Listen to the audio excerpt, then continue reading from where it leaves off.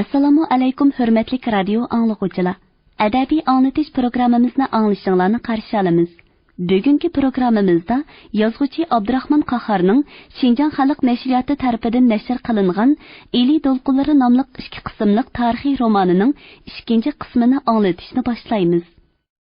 Alvatan ishqida yongan jangchi biz, mardoni biz, qas qilganni pas qilarmiz, g'olib biz, palvoni biz. Eldeki iş, altı oğrunun işi olmasın inqilabga. Ular özlerinin inqilabi hükümetini kurup boptu.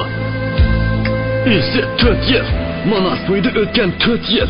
Burunrak kelsanlar çökaş ki, bizning qayg'ularimiz, fojialarimiz muncha ko'payib ketmasaydi. Yaşsın Osman! Biz Osman'ın bendisi. Seyrek işler izdin mangan kapırlarını öldürürler.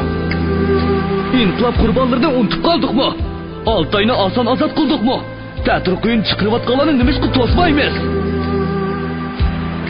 O'g'illar bilan tang maydonga chiqqan qizlarga salom. Barakalloh sizlarga. Yoshanglar vatanning qahramon qizlari. İnsanning do'stga mehr muhabbat, dushmanga g'azab nafrat bo'lmasa, uni qanday odam degili bo'ladi?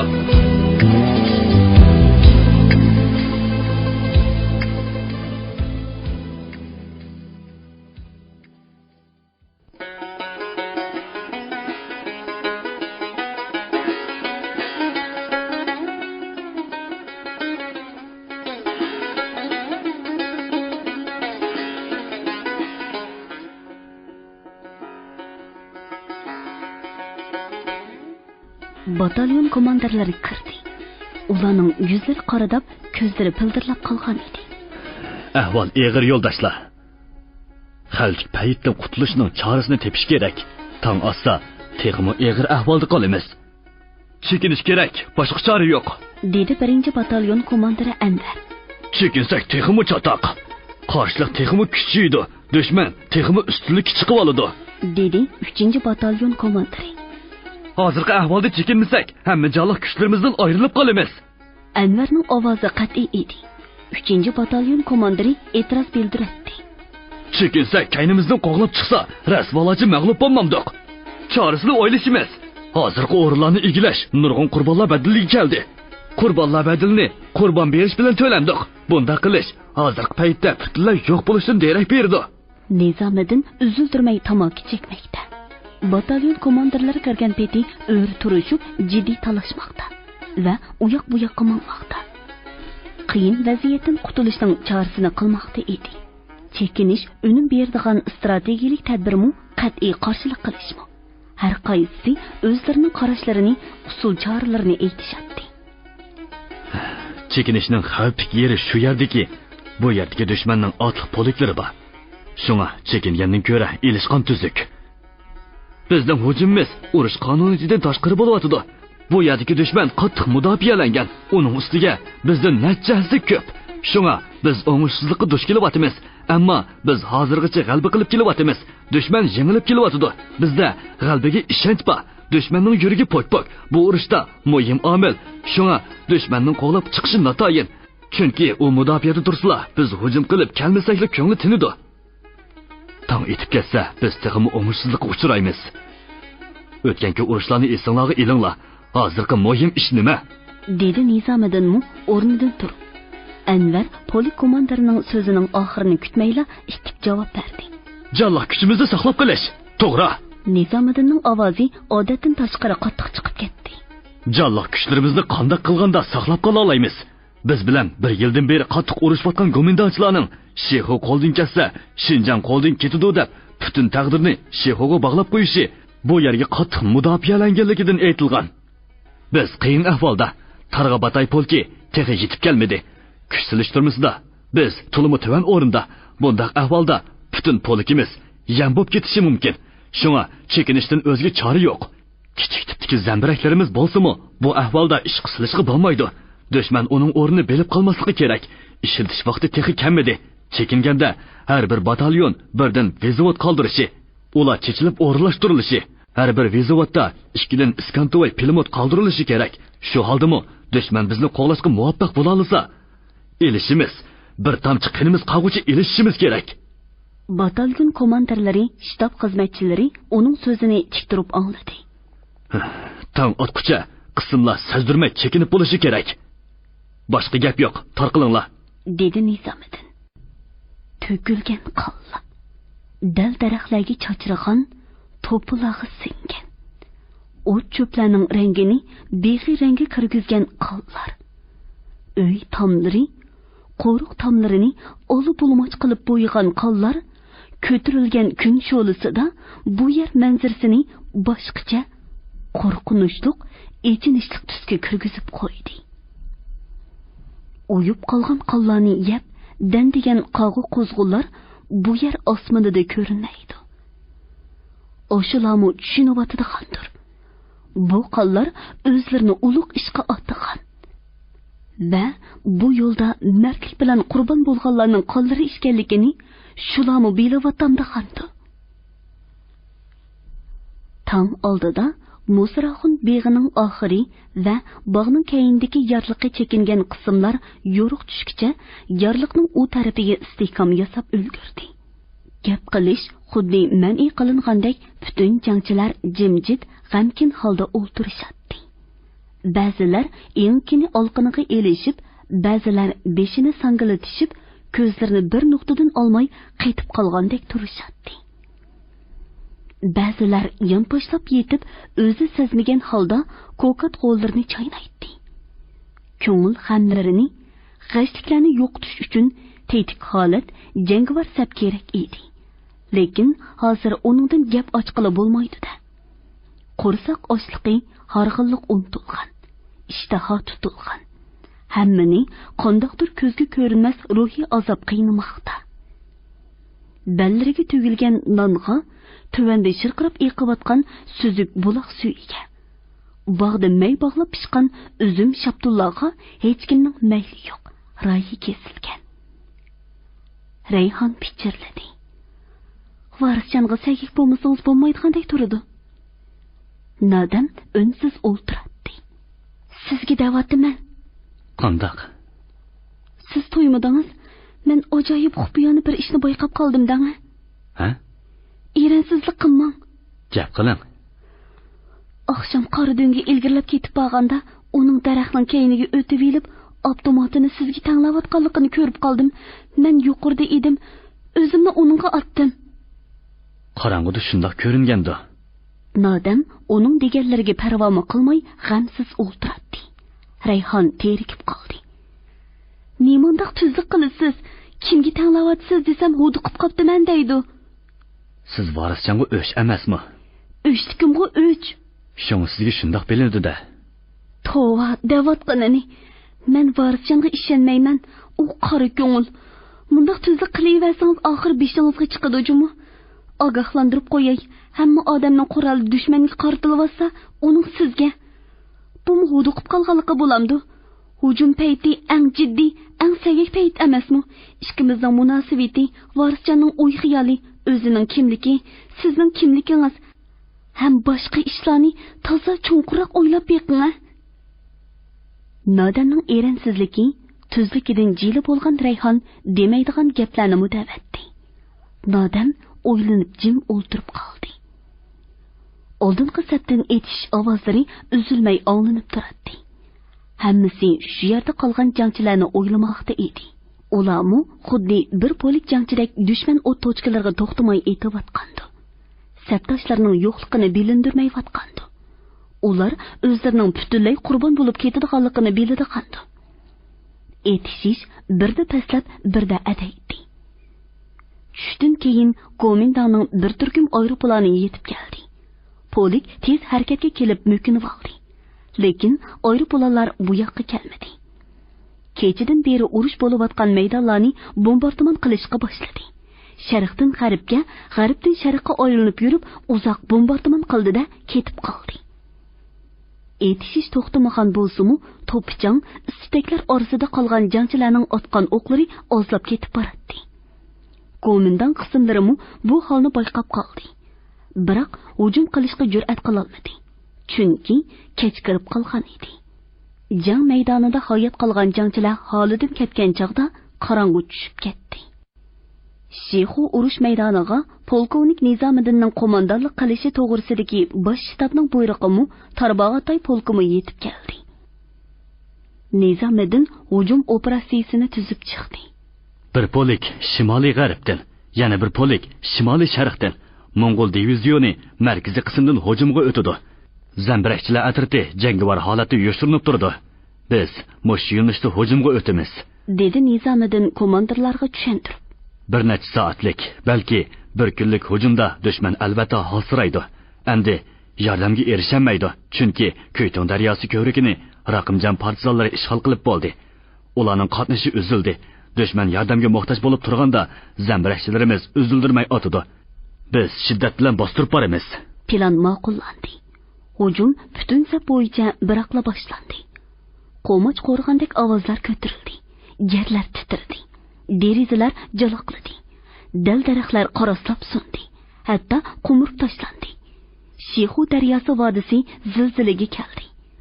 Osmon birda yo'rib, birda qorong'ulashib, xuddi sahna pardasidek tusga kirib qolgan edi. Xo'lja, Urumchi, cho'chakka so'zilgan 3 muhim tosh yo'lning tuguni bo'lgan bu joy dahshatlik urush qaynamida qoldi. Anvar jangchilarni ogohlantirib varqirab turardi. Ozganlar tushib panohlaninglar. Dushman zambiraklarining o'qidan paydo bo'lgan ozganlar jangchilarning eng yaxshi panohlanish joylari edi.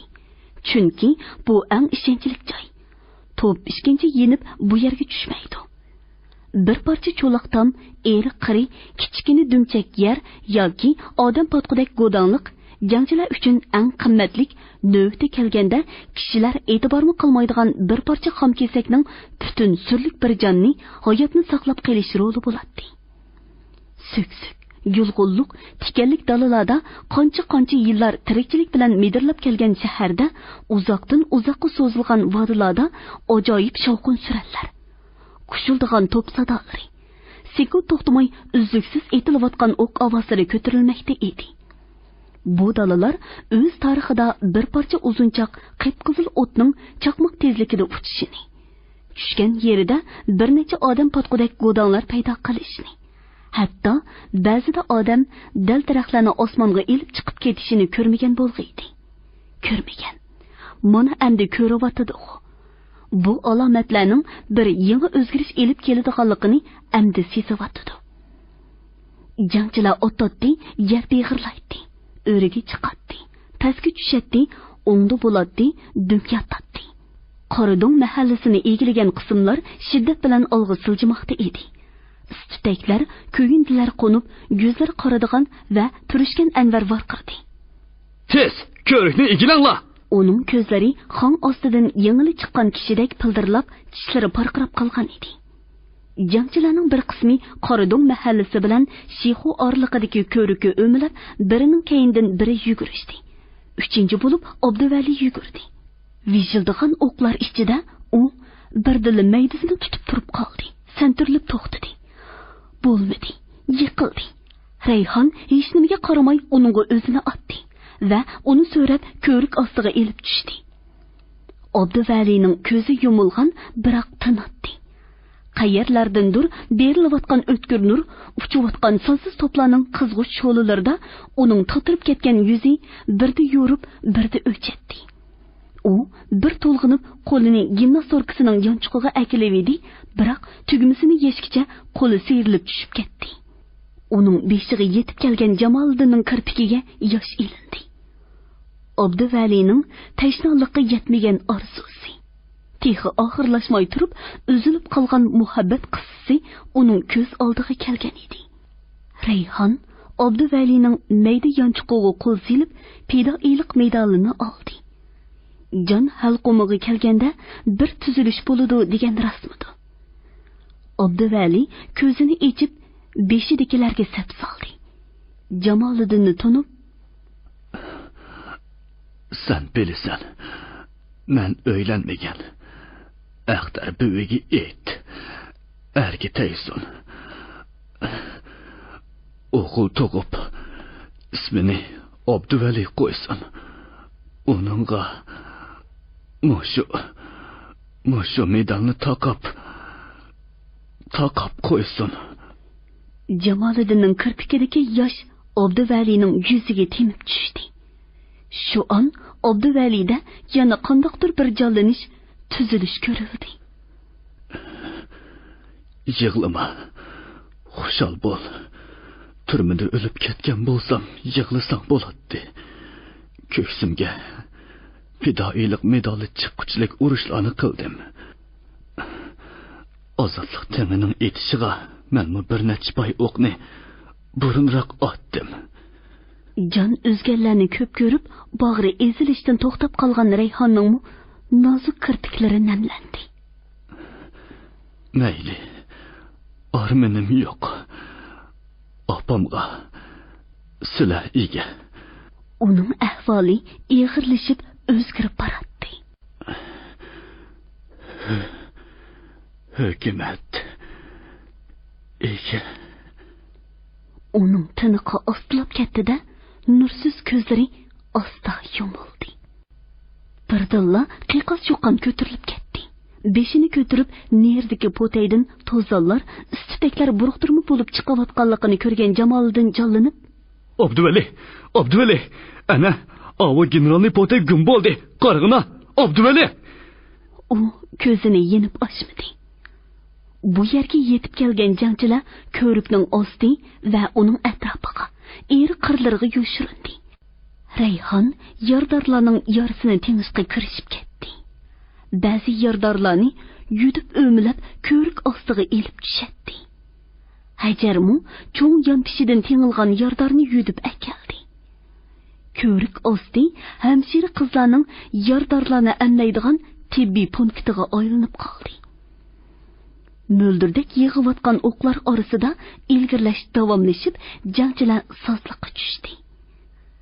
40-50 metr kenglikdagi uzundan uzunga ketgan qumush yekendozlar bilan qoplangan sozliq qora suvga chilishib turadi. Suvning cho'nqurligi tekshirsiz. Ba'zi yerlari o'shiqcha, tizg'icha kelsa, ba'zi yerlari belgicha, maydigacha keladi.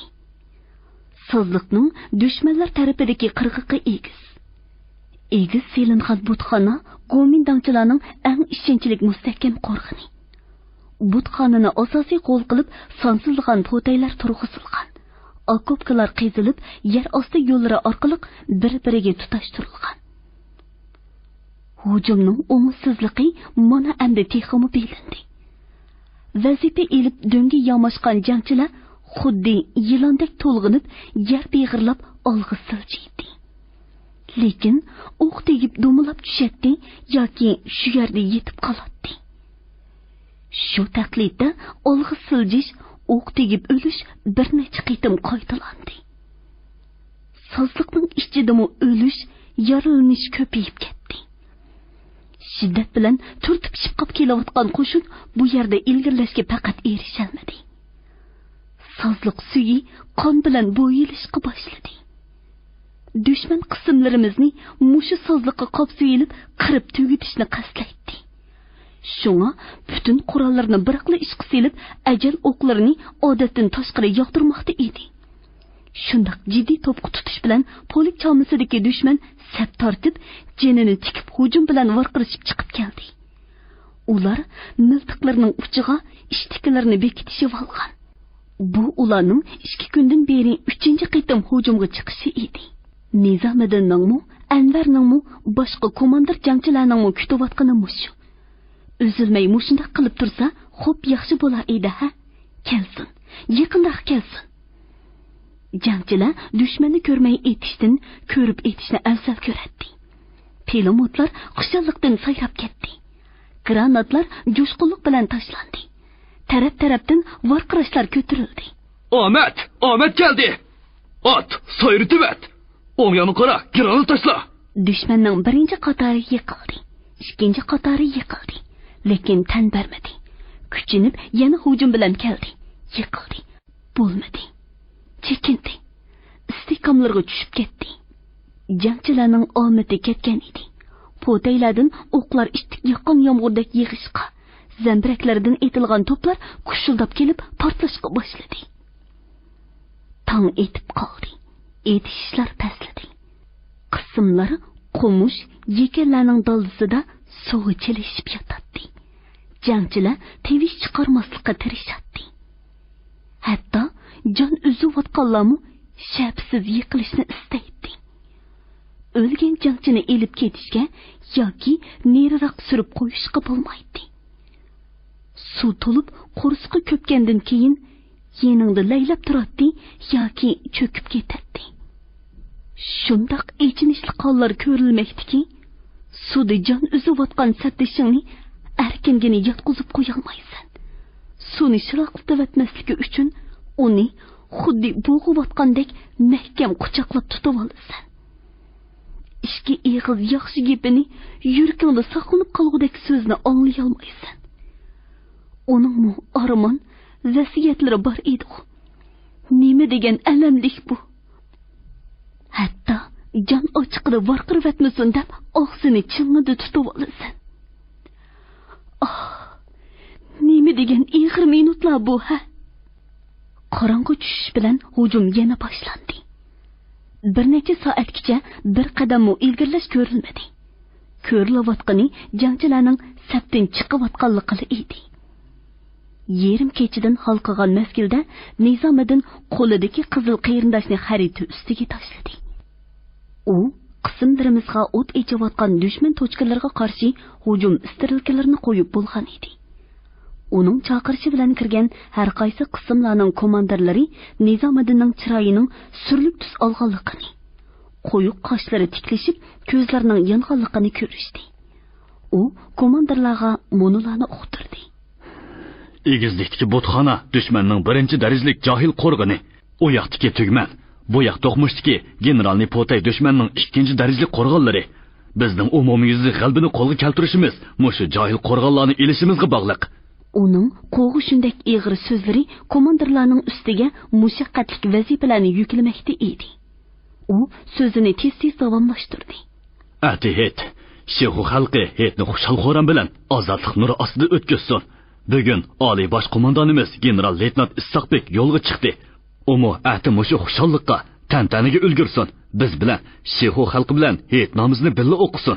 Uning ovozi borgan sari jaranglab, jo'shqinlanib chiqmoqda va oldida tik turishgan komandirlarga g'albi ishonch ato qilmoqda. Birinchi batalyon komandiri Anvar 50 kishilik qovul avtomatlardan tashkil qilingan zarbalar atirtini boshlab berib, botxonni kompay-kom qilsin. Tayyorman! Dedi Anvar qat'iylik bilan. Rot komandiri yo'ldosh Qoyit 20 jangovar jangchini boshlab berib, generalni potayni gum qiladi. Tayyorman yo'ldosh polkovnik. Vezovod komandiri yo'ldosh Nodam 20 jangchini boshlab berib, tugmanni oladi. Xo'p polkovnik. Xalqimiz nomidan aytamanki, nishonlangan o'rinlarni so'zsiz ilishinglar kerak. Zambirakchilarimiz endi uzilmay otadi. Bugun hammamiz polik rahbarlari, shtab xizmatchilari, orqa saf xodimlari hujumga kiramiz. Qirilib birimiz qolsaqmi, tong otquchi shehuni og'ilmiz og'an. Komandirlar yer osti gami uyidan bir-birlab chiqib ketdi. Nizomiddinmi qo'liga avtomatini elib mo'ndi. Ko'zlarini parqirtib qolgan Oqilbek, "Yo'ldosh polkovnik", debli qoldi. Qadamlarini cho'ng elib, gami ishikidan beshini engishtirib chiqqan Nizomiddin, "Boshqalarning jinimi menikiga o'xshash", dedi-da oldingi safga yurib ketdi. Oqilbekmi qurolni qo'liga elib, uning kayindan mo'ndi. Zarbadorlar atratlari tezlashib bo'lib hujumga o'tdi. Goyitning generalni potayni portlovchiga avatgan 3-qitimliq jangchilarmi qurbon bo'ldi. Uning siyriq burutlari g'azabdan titrab ketdi. Ko'zlari yondi. Oxiri g'azabiga poylamay bir necha jangchini boshlab o'zi yer beg'irlab ketdi. Goyitning rotisiga kelib qo'shilgan Nizomiddin dushman potayining o't tochkasiga avtomatidan o'q yoqtirmoqda. Ham etish to'shkining atrofiga etib to'p-to'zitmoqda edi. Bu chog'da Goyitning ikki yenida 2dan 4 nafar jangchimu yer beg'irlab kelmoqda edi. Goyit yilondek to'lg'inib tez yurib, potayga 30 metr chamisi qolganda yenicha yetib turib granatni otdi. Shuning bilan bir vaqtda potaydan bir bomba uchib keldi. Goyitning granati potayning bir tarafini gumurib tushdi. Ammo dushman bombasi Goyitning yeniga tushib, uning poqolchiqining buldung go'shini yulib ketdi. Jangchilar varqirashdi. "Generalni potay gumrildi! Jini chiqib ketdi!" Lekin potaydan pilimut o'qlari qoqshab chiqayotdi. Holsirab, azaplanib yotgan Gayet keynidagi ham o'ng yenidagi jangchilarga varqirdi. İtlar, jini tumshuqiga kelib qoldi. Ular qo'lidagi bir qilib chegilgan 3 granatni keyin-keyindan otdi. Dahshatlik chong-to'zon ko'tarilib ketdi. Nizomiddin hayajonlanib varqirayotdi. Yaraysan Gayet, o'g'il. U o'rnidan cho'chirib turib buyruq qildi. Ilgirlanma. Uning qo'lidagi avtomat kuchli silkinatdi. Jangchilar o'rnidan turib yugurishdi. Dahshatlik urush sepining bir yiqi g'albi shotliqiga cho'milgan chaqda, ikkinchi yiqida tugmanga hujum qilayotdi. Biroq texichi natija yo'q. Nodamning jangovar atirti ig'ir chiqimga uchrab, o'ng'izsizlikdan bosh ko'tara olmay yotadi. Dushman borliq kuchini ishga soladi. Johillik bilan otadi. 11 odamidan ayrilib qolgan nodamning xiyollari chigish kirib ketgan. Yuzlari purishgan va qoradigan. Polik komandirining buyrug'i xatarlik o'rlashlarda qurbon bo'lgan jangchilarning alamlik ovozlari uning quloq tubida jaranglaydi. U o'ylaydi. 9 jangchini boshlab, biroqli yurish qilay. Biroq bu xatarlik. Chechilib siljayli. Hech bo'lmaganda birimiz bo'lsaqmi saq qolamiz. U 9 jangchisini boshlab, opat uruqi chechayotgan tugmanga qarab siljishga boshladi. Tugman tarafdan bir bomba uchib chiqdi. U chaqmoq tezligida o'ylab ulgurdi. Hammamiz tugaydigan bo'ldik. Hammani bir o'lim. U chachirab o'rnidan turdi-da, yetib kelgan bombani tutib oldi va yondirib otdi. Bomba tugmanning ustiga tushishga bir g'irishda qolgan chaqda portlab ketdi. Tugmanning usti gumburlab tushdi. Ilgirlanla! Nodam 9 jangchisini boshlab, johil qo'rg'on tugmanning ichiga etilib kirdi. Komandan qismining o'lmay qolgan ishga pilotchisi bilan komandiri xuddi to'pining ostidan lo'mildab chiqqan cho'shqandek beshini ko'tardi. Shirdek etilib kirgan Abduqodir topqoncha tutgan Niyozni tunib qoldi. Lenjam. U Abduqodirni tunib cho'chib ketdi. Iflos xoin. Aytqina, mushundoq yerda uchrashib qolishni o'ylagan edim. Men ozdim. U Abduqodirning oyog'igacha o'milab beshini to'van sangilatdi. Niyozning qo'zg'olonchilar sepidan yoshirincha qechib ketib, qo'shin boshlab kelib, Ulan buloqda Saytoxun qismini o'qqa tutganligi va uning kasofatidan 10 nafar sabdishining qurbon bo'lganligi Abduqodirning ko'z oldiga darhol keldi. Qisas qushi qanotsizmi ekan? Ko'rdingmi? Bu yerga uchib kelganni. Bandichilik bir qo'shiqni tilayman. Niyoz beshini ko'tara olmasa-mu, lekin ko'zining quyruqida Abduqodirning qo'liga qaraydi. Abduqodirning g'azablik ovozi jarangladi. Sana canın nima lozimi? Yana qanchalik odamning beshiga chiqishni o'ylayapsan? Xoin. G'ani uchun, Ahmad uchun, Namtul uchun. Uning qahri g'azabi avtomatdan go'yo o'q bo'lib chiqdi. 10 necha pay o'q Niyozning ko'kragini teshib o'tib ketdi. Tugmanning elinishi dushmanning muhim strategik o'rni bo'lgan Shixoga bir necha kundan beri hujum qilayotgan milliy qismlarning ikkinchi g'albisi edi. Ammo dushman texmo jahillashdi. Qonni qon bilan yuyishni o'ylasa kerak, yana vorqalashib hujumga chiqib keldi. Bu qitim alpozi yomon. Hammasi qirilib ketgucha erishadiganday qiladi. Ham hayvi bilan chiqqan edi. Tankilari xuddi qarg'u iqdek bir u yoqqa, bir bu yoqqa tashlanib, hech nimaga parvo qilmay va hammani chaylib yetadiganday keladi. Birov nevikilari beqillardan o't chechib, xuddi ajdahodek alpozda keladi. Komandan qismlari milliy qismlarni bir necha kundan beri obdan holsirdi. Amdi ter bilan qilib yetimiz deb chiqqandi. Yoki muhim qo'rg'inni tarqizib qo'yg'iniga chidamay, jon ochiqida tipirlab pulanglab kelayotgandi. Nimali bo'lsin, ularning ochiqchilikka chiqishi jangchilarning kutganidek ish bo'ldi. Butun front bo'ylab Nizomiddinning buyrug'i eg'izdan eg'izga o'tib jarangladi. Zambiraklar itilsin! Tanki otarlar itilsin! To'plar dahshatli portilmoqda. O'qlar to'xtovsiz etilmoqda. Pelomotlar sayrimoqda. Ana tanklar irg'onlab yiqilib kelmoqda. Zanjir to'pponchilari sharaqlamoqda. Itinglar! Tanki otarlar etildi. Tankining birsi qiyib to'xtab qoldi. Ana ikkinchisi uni yondab kelayotgan birovnivikka o't tutashdi.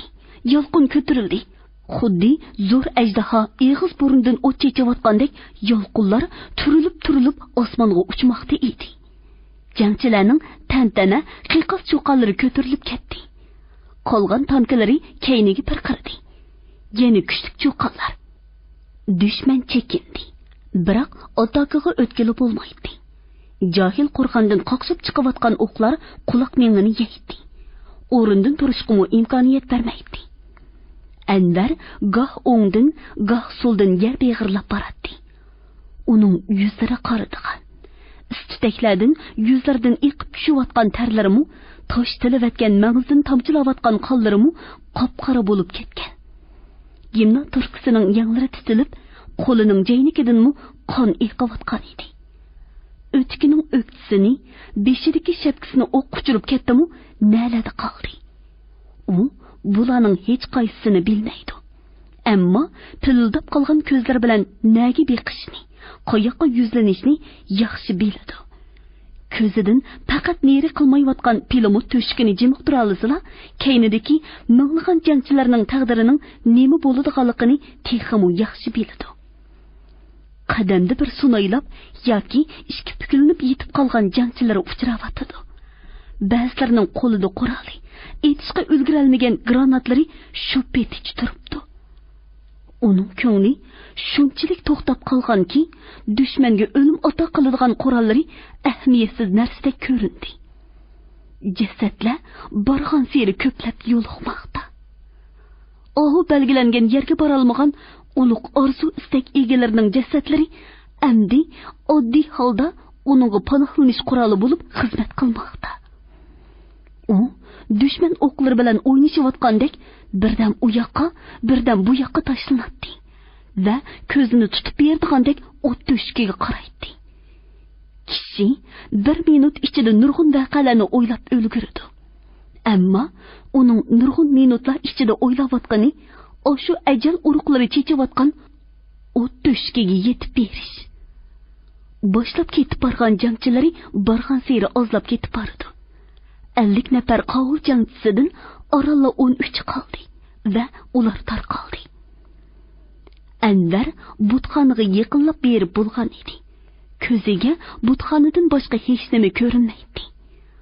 Butxona tuviga berib, sonsizlagan o'qlar chiqayotgan to'shikdan bir bog'lam qilib chegilgan 5 dona granatni tashlabdi. Atrofni titirtib, kuchli portlash gumbon qilgan ovoz ko'tarildi. Shuning bilan tangla pilomot unumi biraqli o'sdi. Yuraklar do'lqinladi, ko'zlar yondi. Suvda yotgan jangchilar g'oyajon hislarini bosolmay o'rnidan irg'ib turdi-da, atakaga o'tdi. Yaqindan, yondan, yiroqlardan, taraf-tarafdan qiqas cho'qonlar xuddi guldirmomidek dahshatli jaranglashga boshladi. Komendantchilar butun taqdirini bog'lagan butxonaga jangchilar birining keyindan biri besib kirdi. Jinim akalar, biz musulmon. Butxona ichida bari yo'qi Gomindangning 6 nafar pilomotchisi qolgan. Ular jinini qo'yadigan yer topolmay, ana shundoq yolvurmoqda edi. Sizlar tag'i musulmonmi? Dedi Jamoliddin butun g'azabini to'kib. Sizlar o'z xalqiga miltiq otgan, xalq inqilobiga zahar chashgan vahshiylar. Qonchilik qarindoshlarimizning qinini to'kishdi. Etsa! Xudo haqqi. Mushularning otgan pilomot o'qlaridan qancha yuzlagan jangchilar o'lgandi. O'sha yolvurayotganlar hilali butxonaga birinchi bo'lib besib kirguchilarni otgan edi. Shu dahshatli manzaralar jangchilarning ko'z oldida turibdi. Sizlarga o'q zoya edi. Xayr. Shu so'z bilan tangla bir necha jangchining avtomatlari taraslab etildi. Butxonaning oldida polik komandiri Nizomiddin ham bir necha jangchi qayg'uliq holda o'ri turishadi. Nodam, Jamoliddin, Orash, Varis Jalamu bu yerga kelishdi va varqirvatdi. Anvarka! Oh, qadrdon komandir! Hayot bilan manguga xo'shlashgan Anvar heliqi pilomot to'shkining to'yinida qiysiib yotadi. Avtomat qo'lidan ajramagan. Potayning gumurlib tushgan kesaklari uni belgacha bosgan. G'azabli ko'zlari ochiq peti qaytib qolgan edi. hammaning beshi tushdi. O'pkisi o'rilib, echinish alam bilan to'lg'andi. Rayhon uning beshini avaylab tizig'i oldi va barmoqi bilan uning qopiqini asta bosdi. Lekin ko'zlari yumilmadi. U xuddi o'rnidan cho'chirib turib ketadiganday qiladi. Nizomiddinning ko'zidan urushga qatnashayotgan 1 yildan beri tunchi qitin yosh tomdi. Dunyoda o'lish yo'qolish bo'lib turadi. Lekin o'limning sabablari o'xshamaydi. Shunga o'likka qarab turg'uchilarda qo'zg'algan his tuyg'umi bir xil bo'lmaydi. Polik komandiridan tortib oddiy jangchigacha Anvarning jonsiz gavdasiga qarab turg'uchilar qayg'uryotdi. Ichinayotdi. Uningga kelgan ajalga nafratlanyotdi. Uning qanday yashaganligi, kurashganligini o'ylayotdi. Nizomiddin qaysi o'limning beshida shunday uzun turib qolgan. Ey rahimsiz ajal, kimlarning beshiga chiqding? deb pichirlaydi u. Sen beshiga chiqsang, bizda xushal bo'ladigan odamlar ozmaydi. Bizning qayg'ularimiz, azoblarimizda oz deb o'yladingmi? Anvar, tangsiz jamiyatni va uni g'oltishni ang boldir tushungan o'quvchim. Men seni o'zini bilgandek bilatdim. Maxfiy xizmatda ho'shyor edim. Nodonlarni tarbiyalash, uyg'otishda chevar edim. Jang kurashda qaysar, farosatli komandir edim. Sana va'da beramanki, sana va sana o'xshaydiganlarga bemahal kelayotgan, kelgan rahimsiz ajalni tupi yiltizdan qo'mirvatmaguncha qolganlarimizga hayotlik yo'q, yaxshilik yo'q. Ammo Nodonning ko'z yoshlari ustozi, komandiriga bo'lgan echinish, muhabbati, hurmati to'xtamay to'kilmoqda edi. Uning xiyollari texmu echinishlik.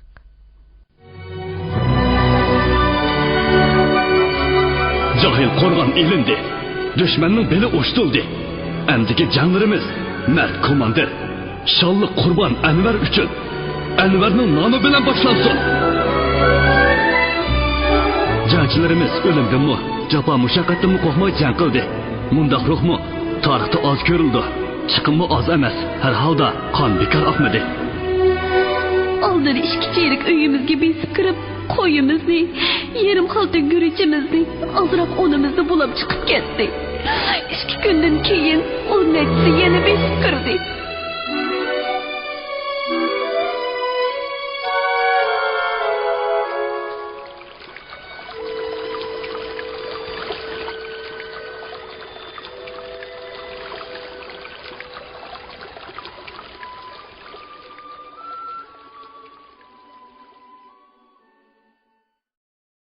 Bugungi programmamizning diktorlari Mahira Abdurashid, Shuhrat Abdurahmon, ovoz texniklar Po'lat Tursun, Tahir Yasin, mas'ul muharrir Ilham Mahmud, Abdurasul Abdurahim, bosh nazoratchi Gulbahor Xo'pur. Bugungi adabiy anglatish programmamiz mush yerda oxirlashdi. Ertadagi programmamizda ko'rishgacha omon bo'lgaysizlar. Xayr xo'sh.